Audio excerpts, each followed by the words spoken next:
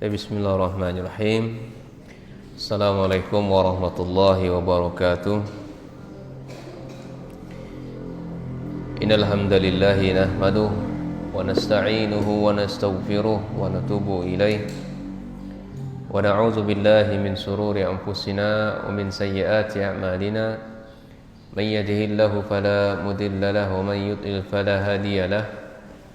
Asyhadu an la ilaha illallah wahdahu la syarika lah wa asyhadu anna Muhammadan abduhu wa rasuluh. Wa sallallahu subhanahu wa ta'ala ayyamuna alaina bi ilmin nafi' wa amalin salih wa yafaqihna fid din wa aftalana futuhal arifin wa yarzuqna al-ikhlasa fil aqwali wal a'mali. Allahumma amin. Ibu sekalian, Mahat yang saya muliakan karena Allah Subhanahu wa taala, alhamdulillah bi taufikillah Subhanahu wa taala, kita kembali melanjutkan pembacaan hadis-hadis seputar wanita. Alhamdulillah kita sudah sampai di hadis yang ke-33. Dan hari ini akan kita bahas hadis ke-34. Ini hadis yang berbicara tentang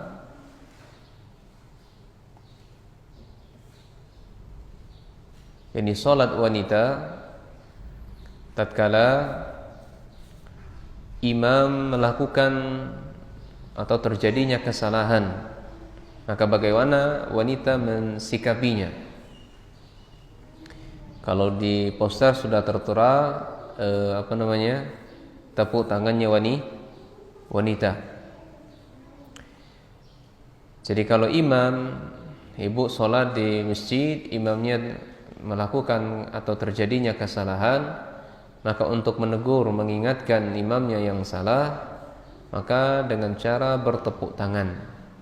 Tepuk tangan ini dijelaskan oleh para ulama, itu bukan dengan tepuk tangan pada umumnya, tapi dengan punggungnya, ya, dengan punggung tangan itu, bukan dengan pada biasa yang kita bertepuk tangan. Kita baca hadisnya dari sahabat Sahal bin Sa'id radhiyallahu an, qala Nabi sallallahu alaihi wasallam. Dari sahabat Sahal bin Sa'ad atau Sa'id, semoga Allah meridhoinya, Nabi sallallahu alaihi wasallam bersabda, tasbihur rijali wa tasfiqun lin nisa.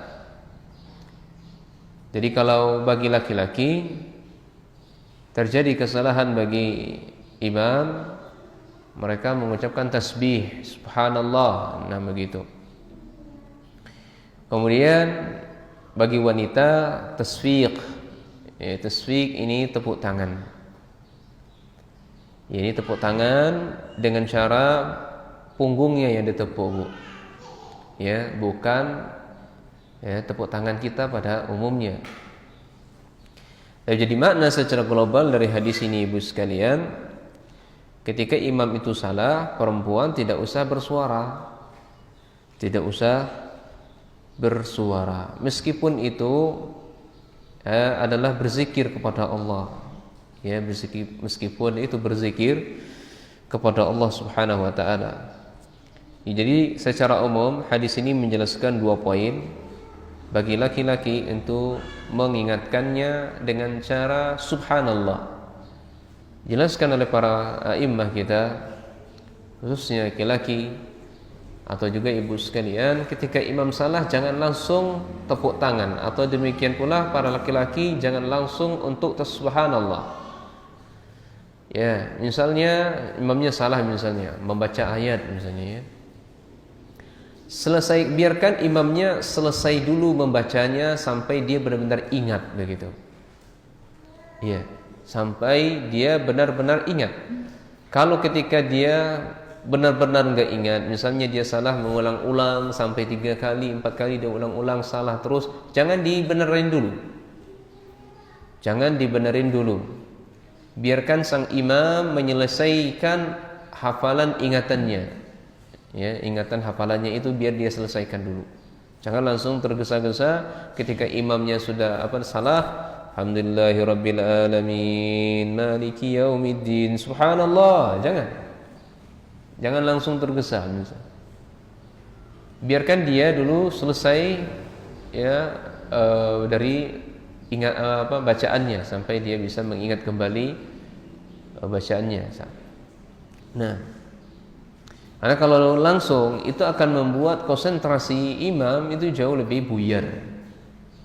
Ya, misalnya baru baca alhamdulillahirabbil alamin subhanallah, baru saja langsung dibacakan subhanallah atau diucapkan subhanallah, ini bisa membuat imam itu buyar.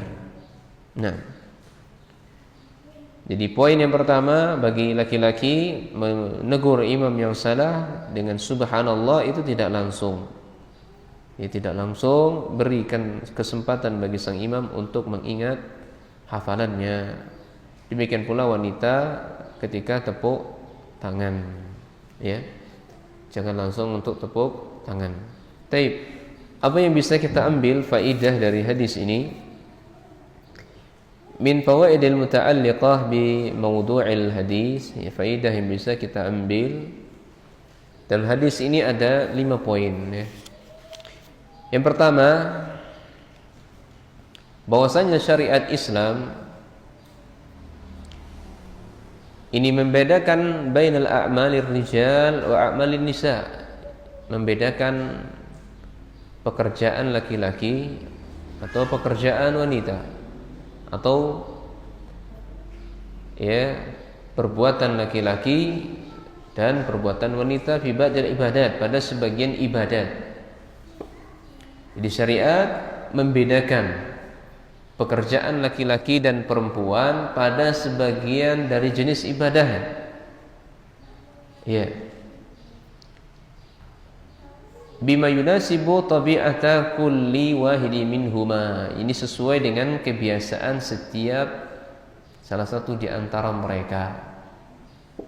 Ya, masing-masing ibu itu, ya, dalam masalah ibadah antara laki-laki itu berbeda dalam beberapa ibadah, bukan semua.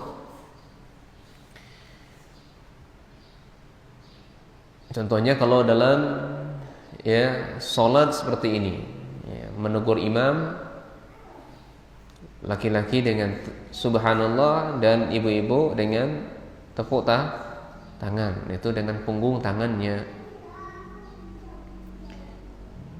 Kemudian faedah yang kedua,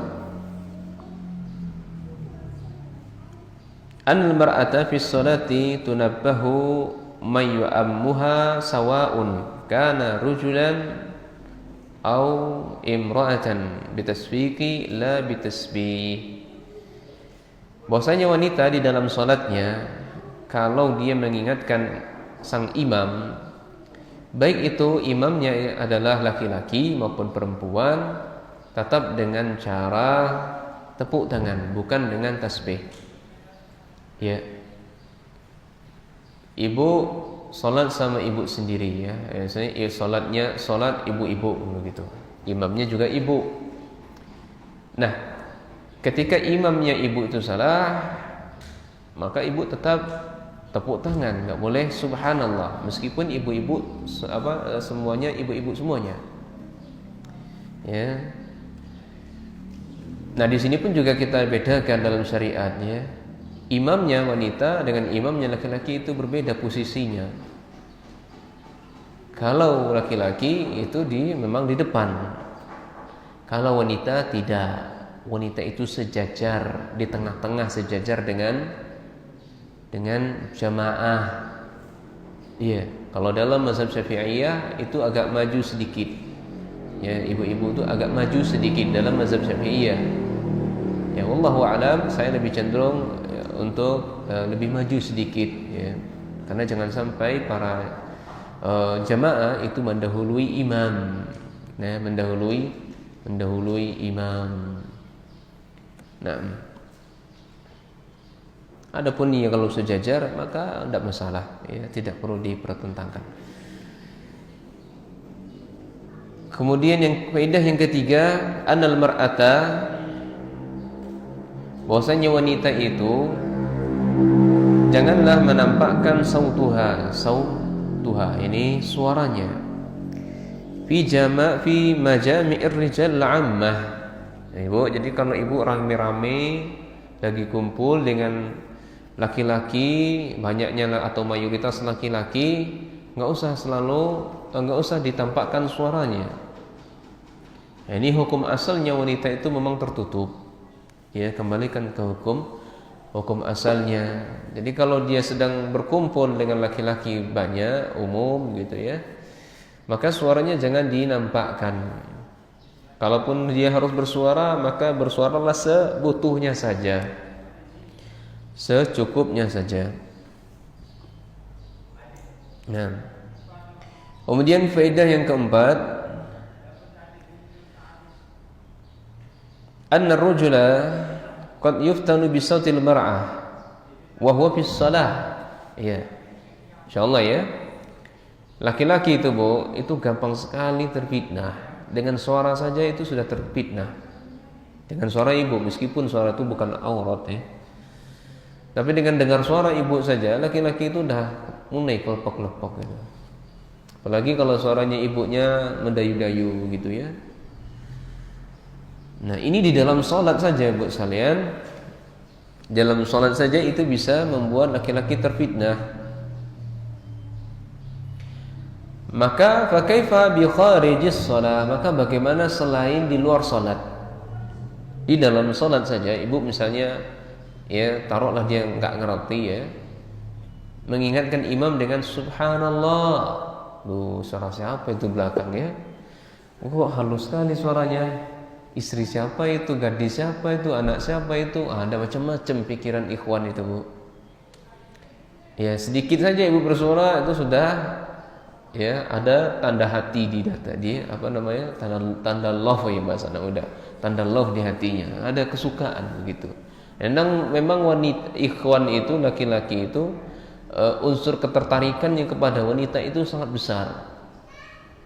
Unsur ketertarikannya kepada akhwat itu sangat besar. Suaranya saja sudah tertarik, apalagi lihat wajahnya. Ya. Demikian pula sandalnya sudah bikin jatuh cinta, apalagi lihat orangnya. Nah, makanya ibu-ibu tuh saran saya benar-benar tertutup semuanya. Ya. Sebagaimana kemarin juga sudah kita singgung. Kalau ada media sosial, udahlah tutup saja media sosialnya, sampaikan kepada suami, Mas, saya nggak mau lagi media sosial. Oh, kenapa, Dek? Pokoknya adik benar-benar tertutup, hanya boleh untuk abang seorang aja. Orang lain tak boleh. Tak bolehkah? Tak boleh. Hanya untuk abang aja. Nah, macam itu ya. Nah,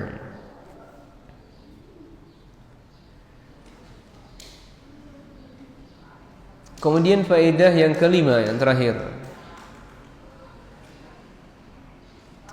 anna tasfiq fi salati min khasa'isin nisa. Jadi tepuk tangan itu, Ibu, di dalam salat itu hanya dikhususkan untuk wanita saja. Adapun lagi laki-laki, ya ini haram. Wa ihrumu 'alal rijali lima fihi min at-tashabbuhi, ya, min at-tashabbuhi bihinna. Ini laki-laki enggak boleh tepuk tangan. Laki-laki tidak boleh untuk tepuk tangan, haram hukumnya, karena ini bisa tasyabbuh dengan wanita. Maka ibu sekalian, di faedah yang kelima ini, kesimpulannya dari tepuk tangan itu, ya, apa sih hukum tepuk tangan itu? Jawabannya, pertama, tepuk tangan itu hanya khusus untuk wanita jika dibutuhkan. Kalau nggak dibutuhkan, tidak usah tepuk tangan. Ya. Tapi kalau laki-laki tepuk tangan secara mutlak haram. Secara mutlak tanpa terkecuali nggak boleh. Baik memberi dia semangat atau tidak, memberi motivasi atau tidak, hukumnya haram. Ya, ini disampaikan oleh Syekh Shalih Fauzan hafizahullah taala, dan beliau berdalilkan dengan firman Allah Quran surah Al-Anfal ayat 35. di mana Allah mengatakan wa ma kana salatuhum 'indal bait, dan tidaklah orang-orang yang mereka salat di Baitul Haram, ya di Baitullah, illa faka'an, kecuali dengan mereka suka bersiul-siul, wa tasdiyah, dan bertepuk tangan. Ya, ini mereka sudah salat di Baitul Haram, tapi salat mereka itu adalah dengan cara bersiul-siul, ya, atau dengan tepuk-tepuk tangan. Fadzuqul azaba bima kuntum takfurun, maka mereka berhak, ya, mendapatkan azab Allah Subhanahu wa taala atas apa yang mereka ingkari. Nah, Syekh Shalih Al-Fauzan berdalilkan dalam ayat ini secara mutlak tepuk tangan bagi laki-laki haram. Ya. Dan wanita itu hanya dibutuhkan saja. Kapan? Saat dia sholat. Ya. Dan juga tepuk tangan ini kebiasaannya orang sufi, di dalam mengungkapkan rasa gembira, rasa cinta, rasa suka mereka bertepuk tangan. Maka kita sebagai seorang penuntut ilmu, ya, memegang teguh manhaj salaf, ya, ini ketika bertepuk tangan tidak layak, jatuh muruah, harga diri kita jatuh. Apalagi kalau itu seorang ustadz, seorang dai, ya, atau para kiai, syekh bertepuk tangan, maka ini tidak layak, meruntuhkan kehormatannya, harga dirinya atau martabatnya, enggak pantas, tidak layak. Ya.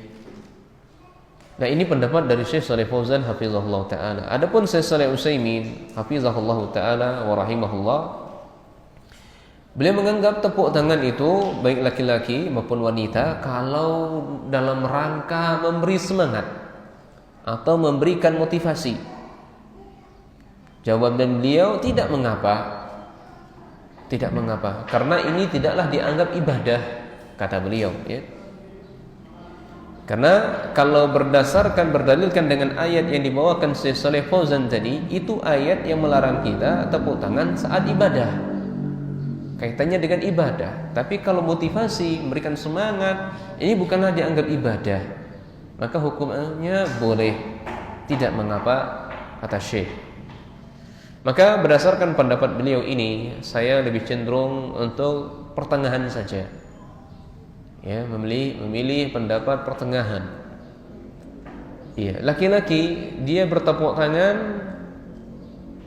kalau memang dia butuhkan dan itu tidak menjatuhkan harga dirinya, maka tidak masalah. Misal sebuah daerah, kalau seorang ustadz, kiai atau para penuntut ilmu dia bertepuk tangan itu biasa saja, ya, tidak dianggap jatuh kehormatannya, harga dirinya, maka sah-sah saja. Ya, tapi kalau sebuah daerah itu, kalau tepuk tangannya seorang kiai itu menganggap jatuhnya muruahnya, harga dirinya, maka tinggalkan saja. Wallahu a'lam, ini pendapat yang kami ikuti. Nah, dari dua pendapat yang ada. Nah, baik, ibu sekalian, kita masuki hadis yang ke-35. Hadis yang ke-35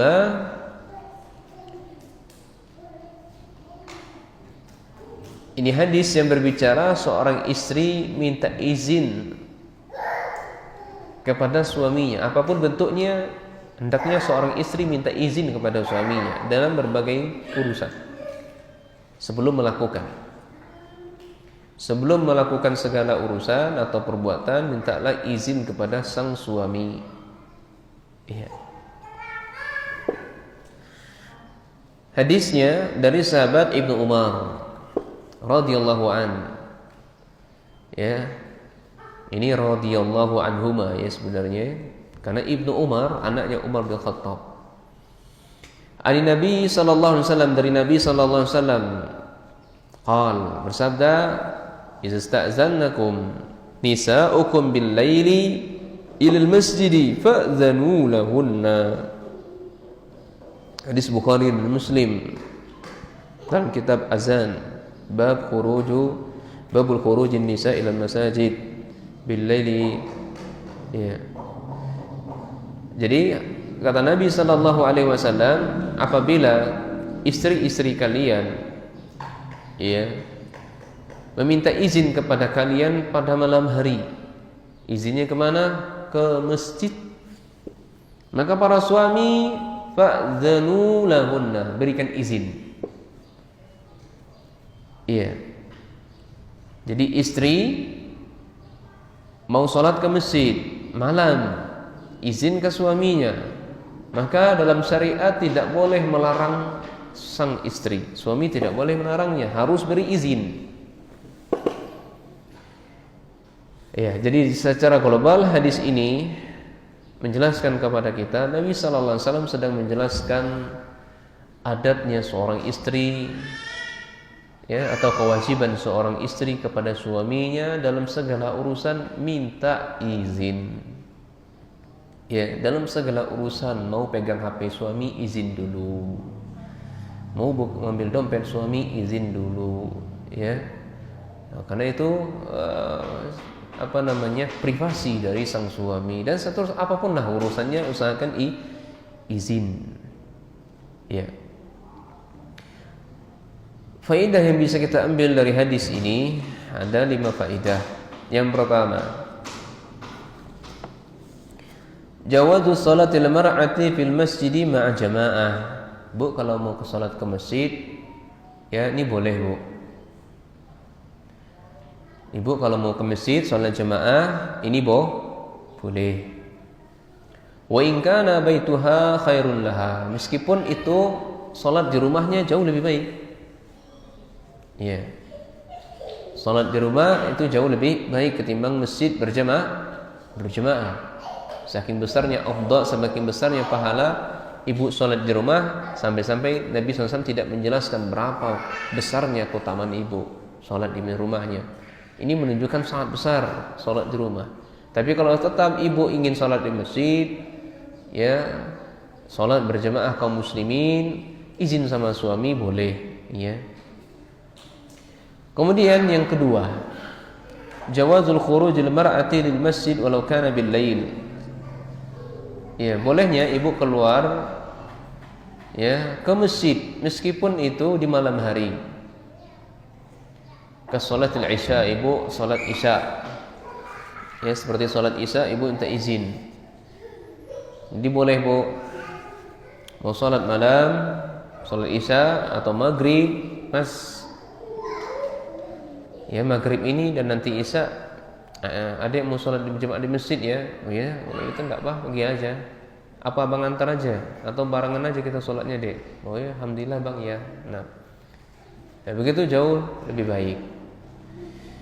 Kemudian faedah yang ketiga, la yajuzu lil mar'ah an takhruja min baiti zawjiha min ghairi ista'zanihi. Ini ibu sekalian, kalau mau keluar dari rumah suaminya itu harus dapat izin dulu. Kalau suami enggak ngizinin jangan keluar.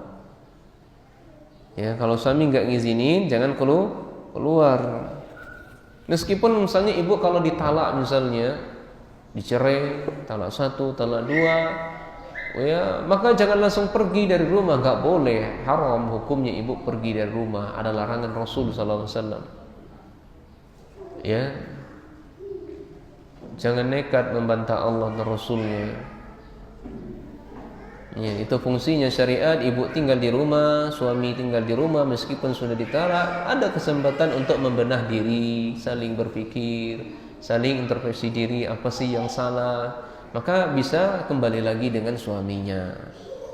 Tapi kalau ibu sudah ditalak 1, langsung cabut keluar rumah, langsung pergi ke tempat teman, langsung pergi ke rumah orang tua, ditanya, kenapa kamu keluar, kenapa, mana suamimu? Aku sudah dicerai. Udah berantakan rumah tangga, rusak, rusak jadinya. Itulah syariat kita, benar-benar menjaga kehormatan ibu, dan jangan sampai keluar rumah tanpa seizin dari suaminya.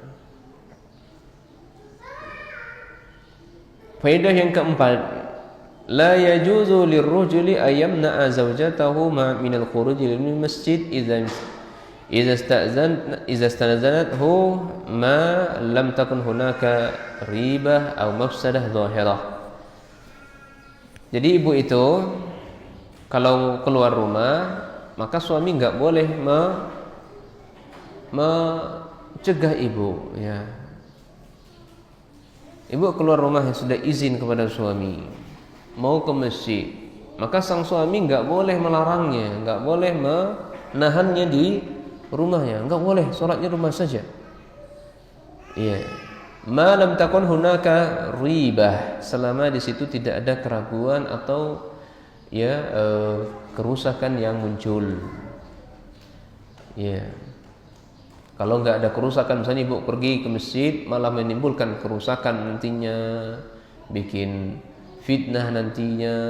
Ibu pergi ke masjid pakai parfum misalnya, atau corak baju yang mencolok misalnya, ini bikin kerusakan, ya, bikin fitnah, ya. Maka ini tinggalkan saja, tidak usah saja pergi ke masjid. Maka dalam kondisi seperti ini suami berhak untuk melarang. Pergi ke masjid, ibu pakai parfum, mau kemana dek? Mau salat masjid bang? Oh nggak boleh. Ya. Oh abang ini zalim abang nih. Hadis menjelaskan tidak apa kalau sering minta izin mau salat masjid, ya harus diizinin, nggak boleh cegah-cegah.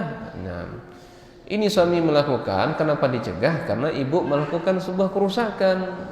Apa itu? Pakai parfum, ya, kemudian bajunya mencolok, ya, dan seterusnya. Faedah yang terakhir,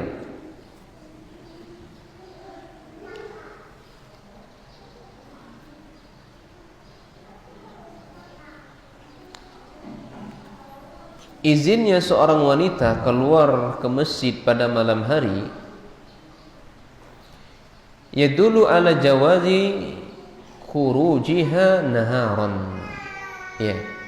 Ini menunjukkan bolehnya ibu itu keluar siang hari ba'da istizan wali amriha, setelah mendapatkan izin dari walinya. Malam hari saja ibu keluar ke masjid harus dapat izin, maka di siang hari pun juga tentu lebih layak lagi untuk diberikan izin. Nah. Baik. Kemudian hadis yang ke-36. Kecepatan, Bu.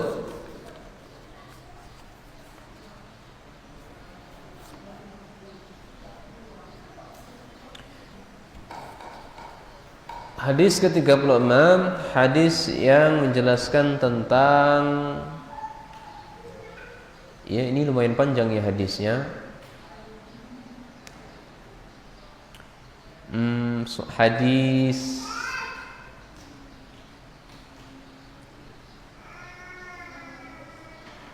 apa yang bagusnya kita beri judul ini? Ya gini aja. Jadi kita beri judul hadis 36 ini,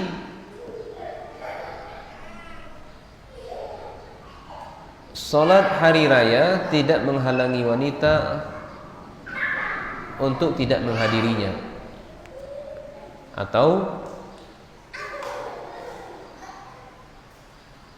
sangat dianjurkan sekali wanita itu menghadiri salat Id. Nah, sangat dianjurkan sekali wanita itu menghadiri salat Id.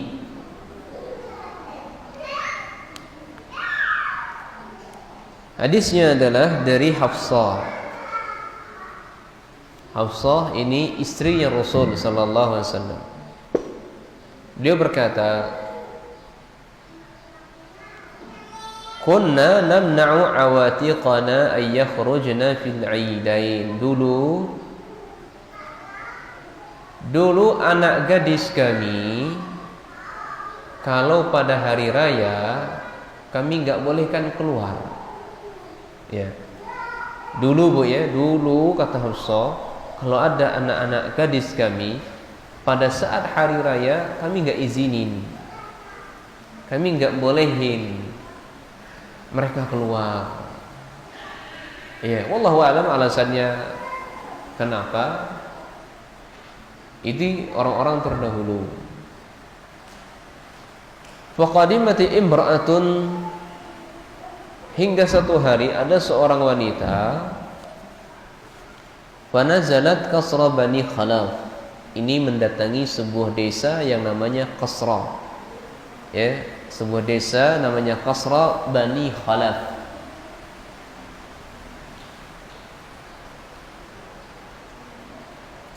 Fahadasat an ukhtiha, dan menceritakan tentang saudaranya. Jadi seorang wanita mendatangi desa Bani Khalaf dan dia mengisahkan, menceritakan atau menceritakan keadaan istri ukhtiha, istri dari saudaranya. Wa kana zauju ukhtiha ghazama Nabi sallallahu alaihi wasallam, dan suami saudaranya tadi mereka berperang bersama Rasul sallallahu alaihi wasallam sintai asyra ghazwatan, 12 kali peperangan. Ya. Jadi suami dari saudaranya tadi atau saudarinya tadi pernah berperang bersama Nabi sebanyak 12 kali perang. Wa kanat, dan saudarinya tadi, wa kanat ukhti ma'ahu fi sittin, dan saudarinya tadi hidup bersama suaminya ini selama 6 tahun lamanya. 6 tahun. Qalat, wanita ini berkata, kunna nudawi kalma, dulu kami tatkala berperang, kami sengaja atau dibawa oleh Rasul sallallahu alaihi wasallam untuk mengobati para mujahid-mujahid yang terluka. Ini bahasa kitanya ada tim medis. Jadi berperang ada tim medisnya, ada para dokternya, ada para perawatnya. Wa naqumu 'alal marada, dan mengurus orang-orang yang sakit. Ini ada seorang dokter, ada yang menjadi perawat. Nah, Ibu, ya, Ibu tuh kalau menyekolahkan anak, biarkan mereka itu memilih bakat dan minat mereka. Biasanya anak kita itu sudah terlihat bakat dan minatnya itu sejak dini. Anak kita ini cenderungnya kemana? Jangan terlalu memaksa anak kita sesuai dengan keinginan kita. Anak kita ini dari sejak dininya dia sudah ternampak bakatnya, dia seorang dokter. Terus kita paksa dia untuk menjadi seorang ustazah misalnya, atau seorang ustadz misalnya. Jangan. Ya, kita cuma bisa mengarahkan saja. Kita bisa mengarahkan. Adapun pilihan biarkan mereka yang menentukan. Iya. Menjadi dokter tapi dokter yang bertauhid itu bagus. Menjadi perawat tapi perawat yang bertauhid itu bagus. Pejuang Allah, memperjuangi sunnah Rasul sallallahu alaihi wasallam, itu sangat bagus. Menjadi ahli apa lagi? Ahli bangunan anak kita, arsitektur, tidak masalah, biarin mereka selama mereka bertauhid kepada Allah. Dia berdagang misalnya bertauhid, amanah, jujur, biarin mereka. Iya. Dokter hafal Al-Quran kan bagus, ahli sunnah. Iya. Jadi butuh Ibu ya, kita ini butuh dokter ya, kita butuh. Nah, ketika dokter-dokter misalnya sudah tidak mengenal Allah, tidak mengenal Rasul, ini yang akan terjadi, bahasa kasar kitanya, membalas dendam. Tahu nggak membalas dendam itu apa? Bahasa kasarnya ya, bahasa halusnya saya nggak tahu. Ilmu kedokteran tuh mahal atau murah? Muahal, sangat muahal. Iya, ratusan juta, itu baru dokter umum saja, belum biaya hari-harian, belum spesialisnya berapa ratus juta lagi yang harus dikeluarkan spesialis. Nah, daging spesialis ada lagi subnya berapa lagi dikeluarkan gitu. Nah, ketika dokter ini tidak bertauhid, nggak kenal Allah, ini bahasa kita balas dendam gitu ya. Bahasanya balik modal. Bagaimana caranya dia balik modal? Ada pasien yang sakit, wah ini dibukalah tarif semahal-mahalnya. Ya sudah, kalau nggak mau obat saja sendiri sana. Bahasa kitanya gitu ya. Kok mahal sekali dok? Ya sudah, obat aja sendiri sana. Mas itu paham. Nah, tapi kalau anak kita dokter yang bertauhid, mengenal Allah dan Rasulnya, dia benar-benar untuk memperjuangkan agama Allah, membantu kaum muslimin, ya, meringankan beban-beban mereka, ini luar biasa jihadnya di jalan Allah. Nah, jadi di zaman Nabi SAW ini ada para dokter, para perawat yang mereka ditugasi oleh Rasulullah SAW. Kalau kena anak panah, sahabat mungkin kena goresan senjata dan seterusnya, bisa dijahit, ditayang dan seterusnya. Maka wanita ini fas'alat ukhti Nabi SAW, maka wanita ini bertanya perihal tentang saudaranya ini. Bertanya. Apa tanyanya kepada Nabi? A'ala ihdana ba'sun idza lam yakun laha jilbabun alla takhruja. Bahasa kitanya, ya Rasul, sekarang kan hari raya nih. Ini saya terjemahkan bebas ya. Rasul, ini kan hari raya nih. Sementara kami ini enggak punya jilbab. Ya, enggak punya jilbab. Ya, apakah kami harus keluar juga? Ya, berdosa enggak kami? Ya. Dapat bencana enggak, dapat azab enggak kalau kami tidak keluar dikarenakan kami tidak memiliki jilbab. Jilbab itu apa, Bu? Pakaian yang menutupi seluruh tubuh, bukan yang ada di kepala ibu, itu bukan jilbab namanya.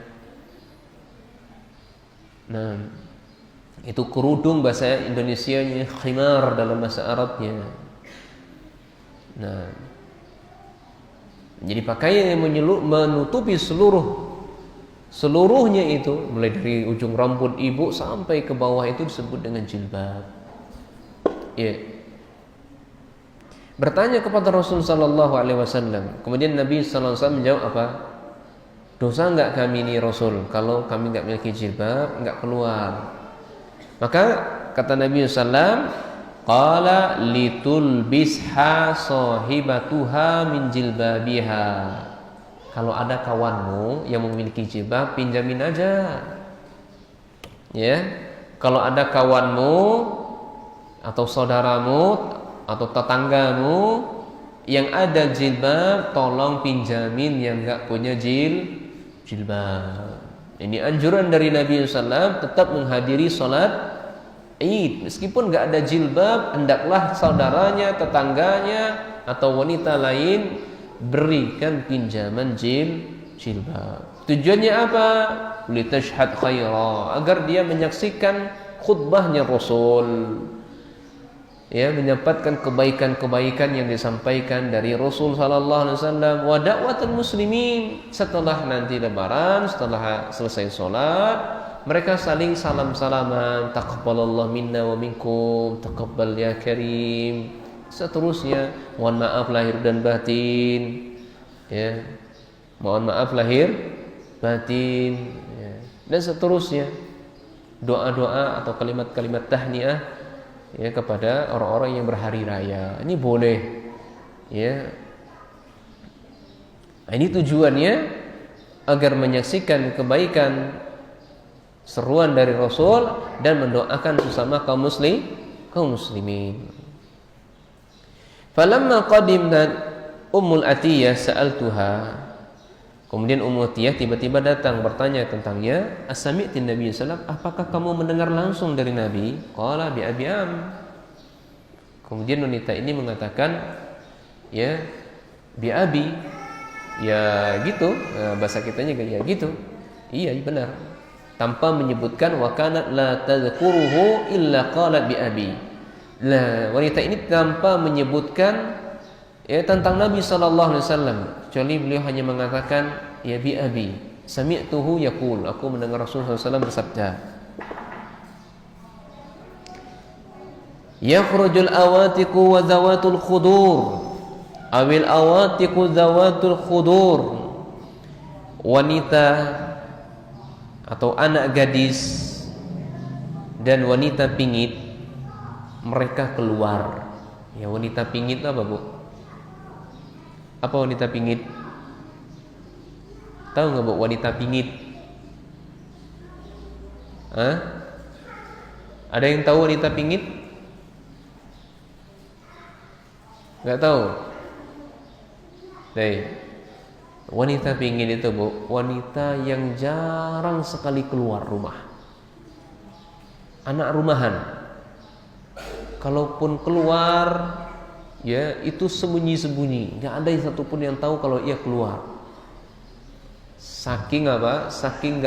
Saking tertutupnya mereka ini. Itu wanita pingit namanya. Benar-benar tertutup.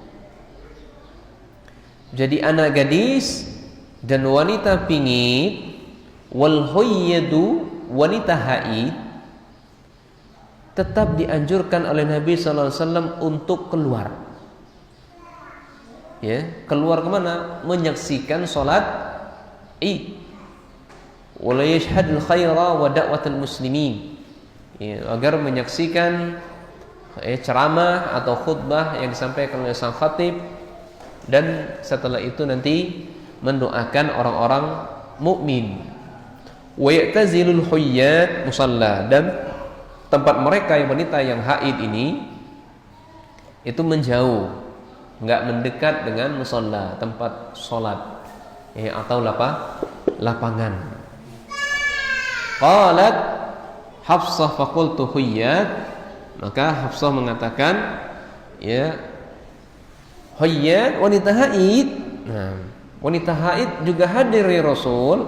Faqalat alaysa tashhadu Arafah, bukankah wanita haid juga hadir ya Arafah, kada wa kada, ini dan itu. Naam, wanita haid juga hadir di padang Arafah hari ini dan hari itu dan seterusnya. Nah, hadis ini muttafaqun alaih, hadis Bukhari dan Imam Muslim. Jadi makna secara global, Ibu sekalian, hadis ini menjelaskan kepada kita, ya, seorang yang memiliki saudara, yang mana saudara ini pernah berperang bersama Nabi 12 tahun dan ia hidup bersama suaminya 6 tahun namanya. Dan biasa zaman Nabi SAW ketika berperang itu ada seorang dokter dan perawat yang mengurusi sahabat-sahabat yang terluka ketika berperang. Nah, beliau bertepatan pula dengan hari Idul Fitri atau Idul Adha. Ya, bagaimana kami ini ya Rasul, sementara kami tidak memiliki jilbab, apakah kami mendapat dosa atau tidak? Maka Rasulullah SAW memberikan solusi. Mereka bertanya, maka ada solusi yang ditawarkan oleh Rasul. Ya, tetap mereka keluar, apapun dalam keadaan mereka tetap pun keluar. Ya, kalaupun nggak ada jilbab, yang lain tolong pinjamkan. Tujuannya agar mereka menyaksikan kebaikan dan mendoakan kaum muslimin. Dan wanita haid itu tempat sholatnya, ya, menjauh dari tempat sholat. Allahu a'lam, ini makna secara global. Faedah yang bisa kita jumpai dari hadis ini, Masya Allah ya, lumayan banyak disebutkan oleh Syekh di sini. Ada 12 poin. Ada 12 poin faedahnya. Faedah yang pertama, anal mar'ata takhruju lis salatil 'id ma'al muslimin wa tashhadu, ya, al-khair walau kanat haidan. Ibu itu meskipun haid, wanita tetap dianjurkan untuk keluar salat. Ya, salat Idul Fitri atau Idul Adha.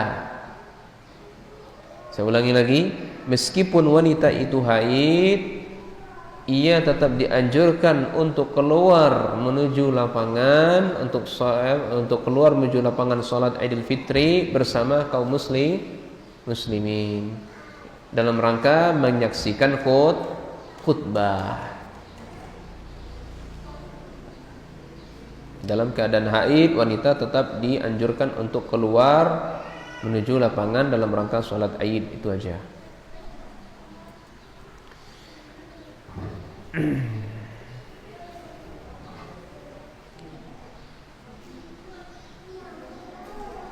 Baik, faedah yang kedua.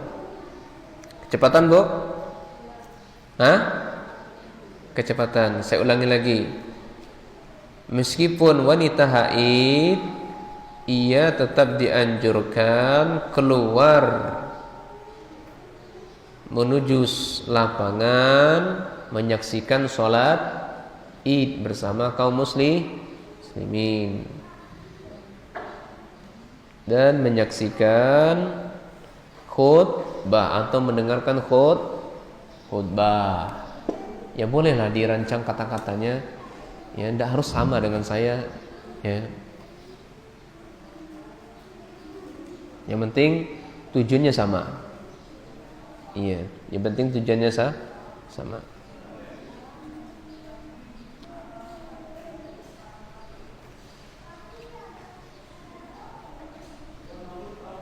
Kemudian yang kedua, faedah yang kedua, anna al-khuruj al-mar'ati li salatil 'Eid muakkadun 'alaihi fi sunnati nabawiyyah fala yanbaghi tasahhulu fihi. Ya. Wanita keluar menuju salat Id itu sangat muakkad, sangat ditekankan dalam sunnah Nabi.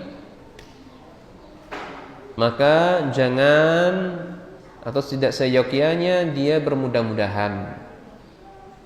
Ya. Jangan bermudah-mudahan agar tidak menghadiri salat Id gitu aja. Jangan bermudah-mudahan ya tidak menghadiri salat Id.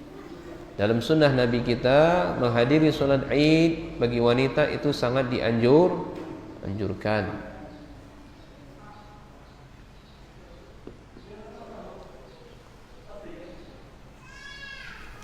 Kemudian faedah yang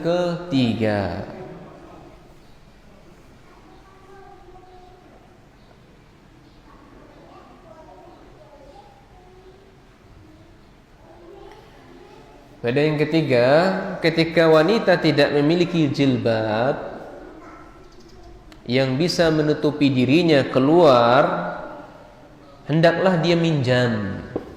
Ya, bela-belain, Bu. Misalnya saudara ibu enggak tahu kalau ibu enggak punya jilbab. Maka jangan mendiam diri aja di rumah. Adalah enggak ada jilbab saya, enggak usah aja keluar. Enggak. Ibu tetap berusaha dulu. Pinjam sama kawannya atau adiknya, "Dek, Mbak enggak ada jilbab ini, tolong pinjamlah, jilbabmu kan banyak."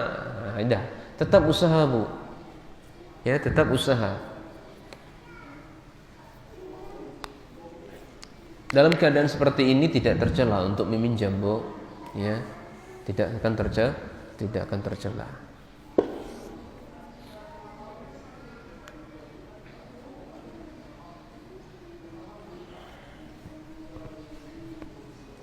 Kemudian faedah yang keempat, hasil mar'ati ala i'anati ukhtiha ala fi'l khairi walau kana bi'i'arah. Ini dia. Ya, dorongan bagi seseorang wanita untuk menolong saudarinya dalam rangka melakukan kebaikan meskipun harus meminjamnya atau meminjamkan. Saya ulangi, dorongan atau memotivasi seorang wanita hendaklah di antara mereka saling tolong menolong, saling pinjam meminjamkan. Iya.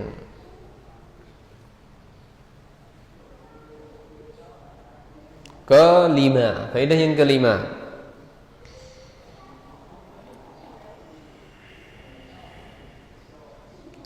I'aratul malabis bainan nisa la haraja fih. Enggak ada dosa kok, Bu. Kalau ibu minjam tuh enggak ada dosa. Ya. Meminjam pakaian kepada antara wanita, sesama wanita tidaklah berdosa. Lebih khusus lagi, ya, wa bi khassatin idza kana fihi tashil li ada'i ta'ah. Apalagi kalau itu dalam rangka memudahkan saudara kita dalam melakukan kebaikan, ketaatan, itu sangat dianjurkan lagi, ya. Enggak masalah kita pinjam.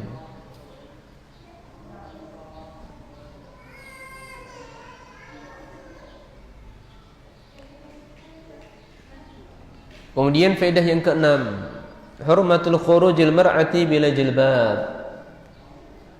Kalau wanita enggak ada jilbab, ini haram keluar, Bu. Wanita enggak ada jilbab, ini haram keluar. Hitung aja tuh dosanya berapa banyak, Bu. Iya, Bu. Udah rambut kelihatan, badannya lenggok-lenggok, kelihatan bentuk tubuh, ya. Lihat dari samping kayak bukit dan seterusnya. Ini jangan.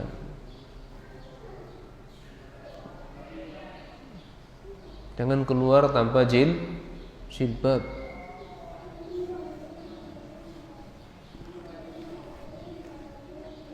Kemudian faedah yang ketujuh. Masih banyak, Bu. Ada 12 di sini, ya.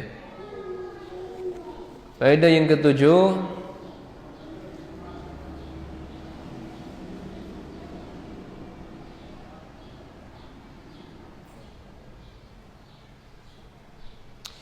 seorang wanita itu sangat dituntut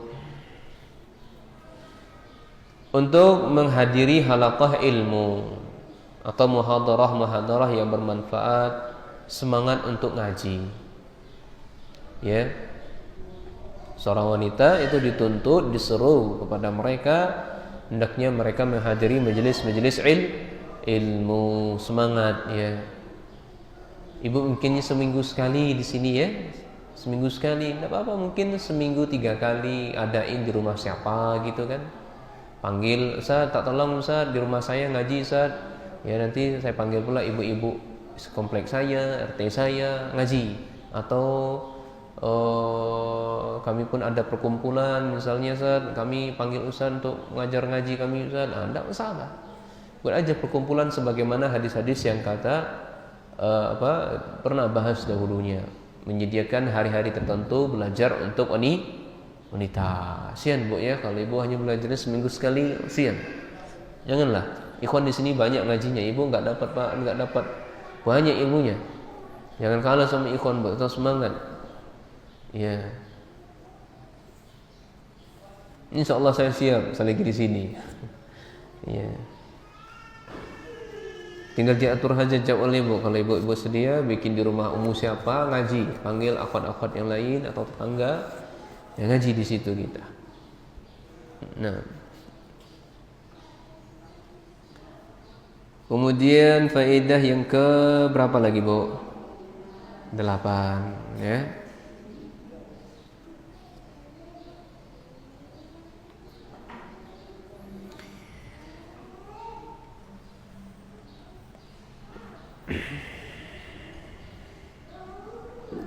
Ibu kalau mau jihad di jalan Allah ini boleh, tapi pastikan bersama mahram, pastikan tempat ibu aman.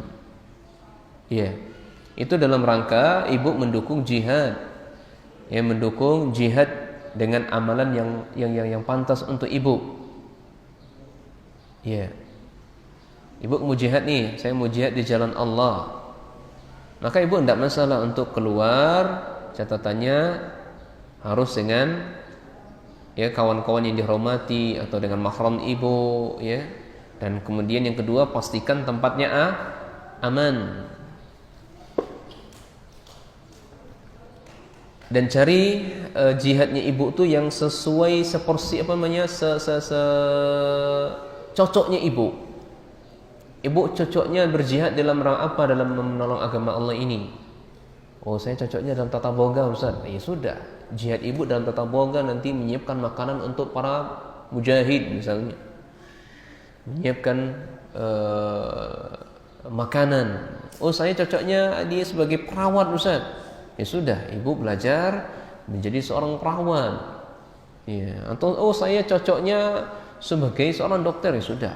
Ibu jihadnya dengan dokter misalnya. Iya. Tentunya ini selama terpenuhi syarat-syarat jihad, ya, terpenuhi syarat-syarat jihad. Nah,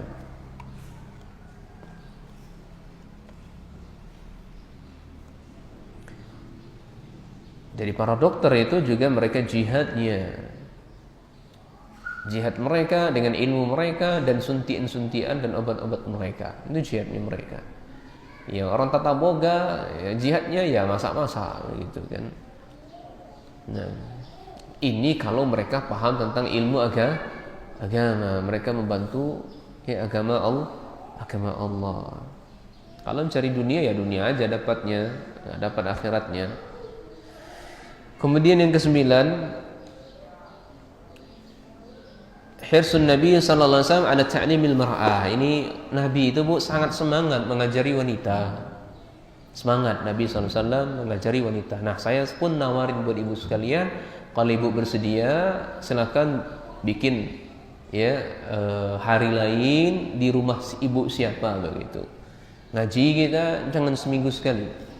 Jangan seminggu sekali kelamaan. Paling minimal seminggu 2 kali ya sudah cukup lah. Ya, seminggu 2 kali sudah cukup. Insya Allah sudah cukup. Nah, kalau lebih mantap lagi tiap hari gitu. Cari waktu-waktu yang kira-kira pas kita untuk belajar. Jangan sampai ya kewajiban kita kepada suami ini terbengkalai. Kemudian yang ke-10, faedah yang ke-10,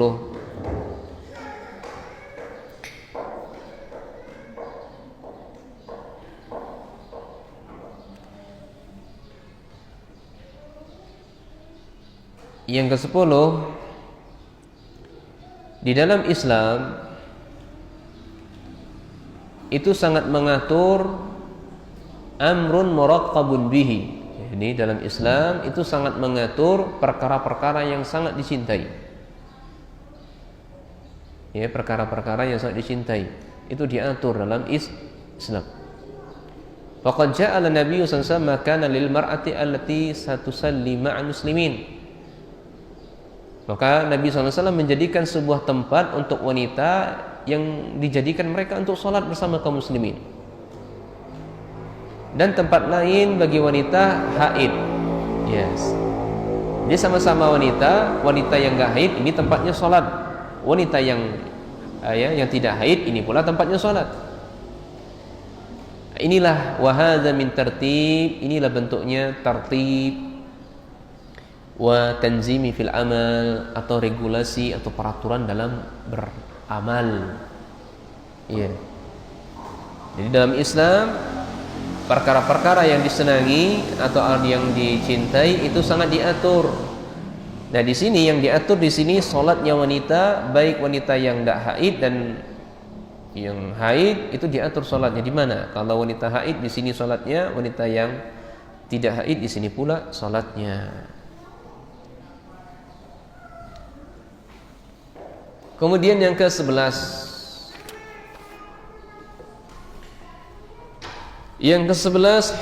adalah hurmatul ikhtilat, haramnya ikhtilat, Bu. Haramnya ikhtilat, bercampur baur.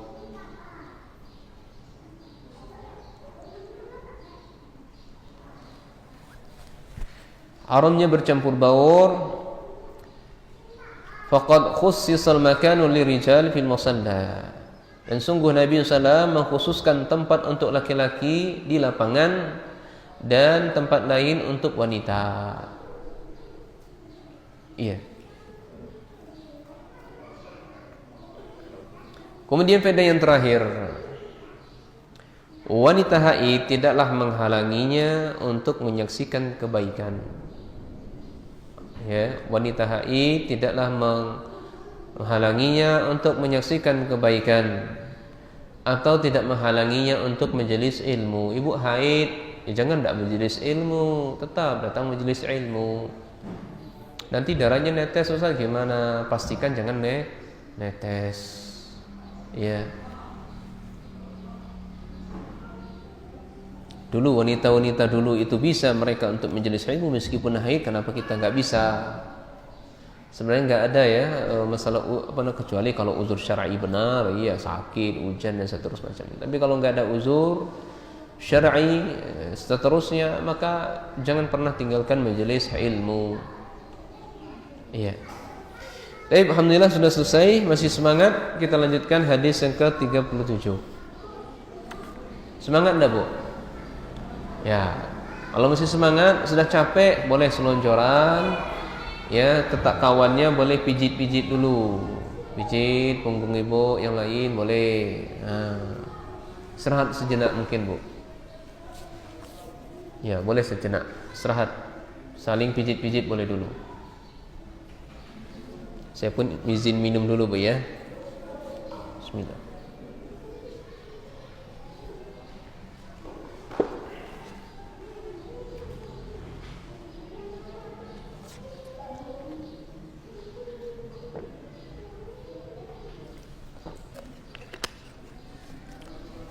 Sampai jam berapa, Mas? Sampai sebisanya. Iya.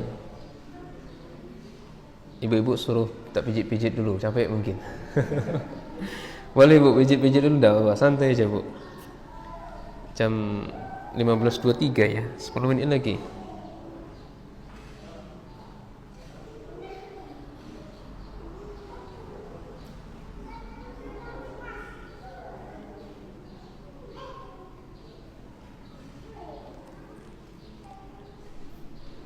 Oh, 36. Masih ada 20 menit lagi, Bu. Boleh 10 menit kita baca lagi kitab ini. Yang tersisa kalau datanya boleh kita coba. Tapi, Bu, kita masuki hadis yang ke-37.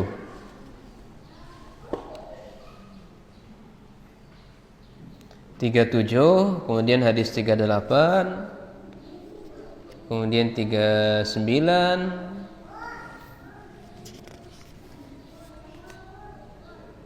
dan 40.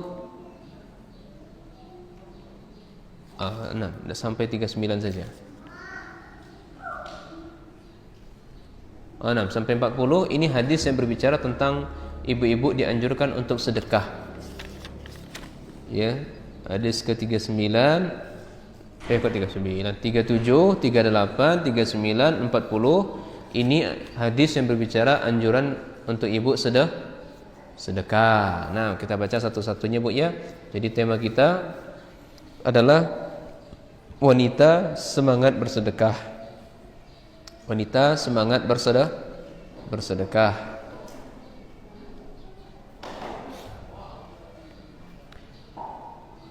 Hadisnya adalah hadis dari Ummu Salamah radhiyallahu anha. Nabi sallallahu alaihi wasallam qalat, dia mengatakan, kuntu albathu awdahan min adh-dhahab.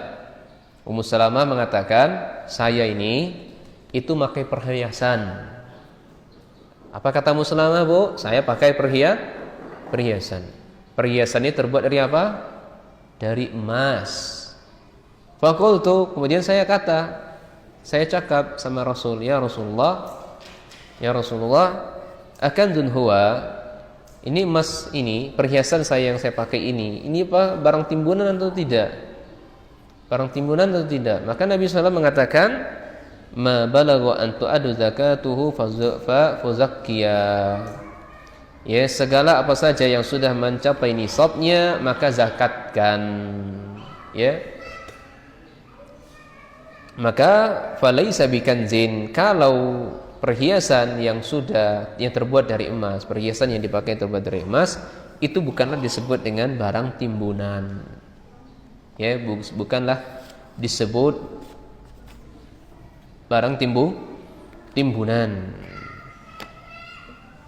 Ya.